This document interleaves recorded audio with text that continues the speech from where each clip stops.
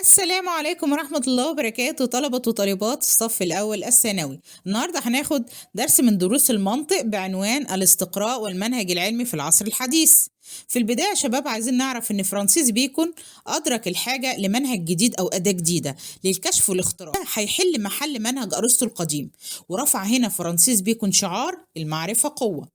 هنا يا شباب بيكون قدم رؤيته للمنهج الجديد من خلال ان هو يميز بين الجانب السلبي والجانب الايجابي.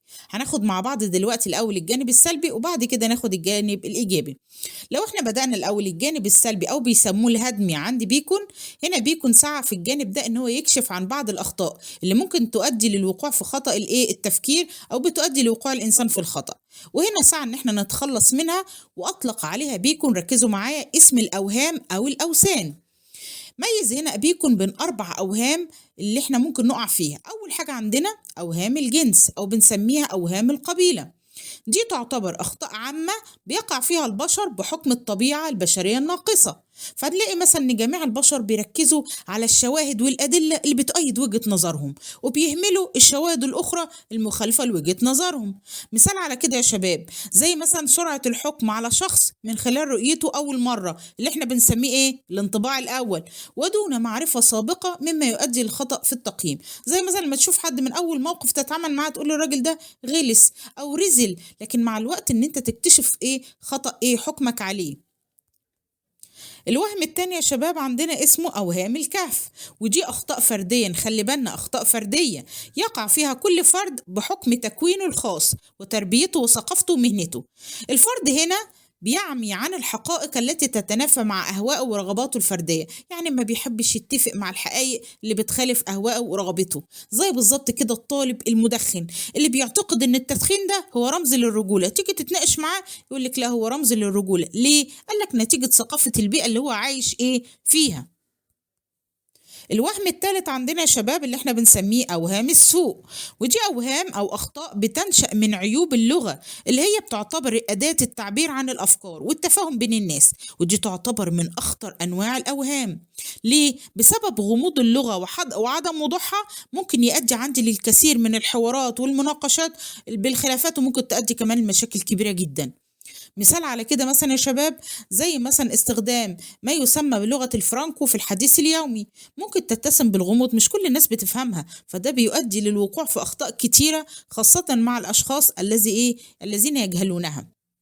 الوهم الرابع عندنا يا شباب بنسميها أوهام المسرح، ودي أوهام تسربت لعقول البشر من النظريات والمذاهب السابقة اللي بتفرض نفسها على الأذهان نتيجة ما حققه أصحابها أو أصحاب هذه النظريات من شهرة ومكانة كبيرة. يعني بالبساطة كده بنمشي ورا المشاهير في أي مجال من المجالات بقى وبنتأثر برأيهم حتى لو كان رأيهم مع الوقت خطأ.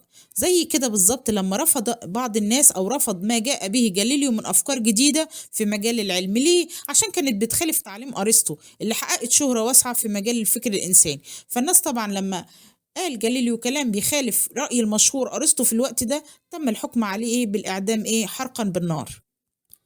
طيب ده اللي احنا خدناه اللي هو الجانب السلبي. طب ايه هو الجانب البنائي او الجانب الايجابي عند بيكون؟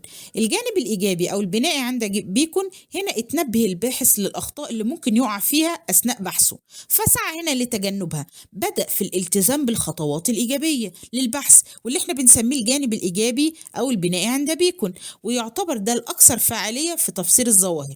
احنا هنلخصه في 4 خطوات. اول خطوه عندنا اللي هي الملاحظة وجمع المعلومات. هنا الباحث هيجمع معلومات ويحاول ان هو يلاحظ الظاهرة ويجمع معلومات عنها. تاني حاجة عندي اللي هي ترتيب المعلومات في 3 قوائم: قائمة الحضور والإثبات اللي هي بتضم الظواهر اللي بتوجد فيها صفة ما. القائمة التانية قائمة الغياب والنفي وبتضم الظواهر اللي بتغيب عنها هذه الصفة. تالت قائمة قائمة التفاوت في الدرجة اللي هو التدرج، وبتضم الظواهر اللي ممكن تمتلك فيها الصفة بدرجات متفاوتة زيادة أو نقصان. تالت حاجة عندنا اللي هي تحليل البيانات الواردة بالقوائم الثلاثة. كمان رابع نقطة عندنا اللي هي تفسير الظاهرة للوصول إلى القانون اللي هي لبيان علة أو سبب حدوث الظاهرة.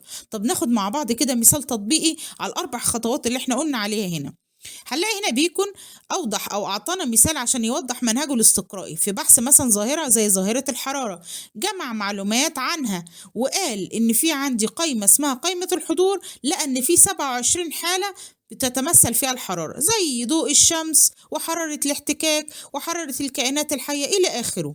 القائمة التانية اللي احنا بنسميها قائمة الغياب، وفيها حالات مشابهة للحالات الأولى لكنها لا تتواجد فيها الحرارة. يعني إيه الحالات اللي مش موجودة فيها صفة الحرارة؟ زي ضوء القمر وغيره من الكواكب. القايمة التالتة اللي هي قايمة التدرج أو التفاوت، الحالات هنا اللي بتبقى فيها درجة الحرارة متفاوتة زي حرارة الشمس مثلا في ساعات مختلفة في النهار، وحرارة النار الأرضية المشتعلة وغيرها من تفاوت الدرجات في الحرارة، لحد ما وصل في الآخر بيكون للقانون المفسر للظاهرة، وهو إن الحركة هي علة الحرارة، أو إن الحركة سبب الحرارة يا شباب.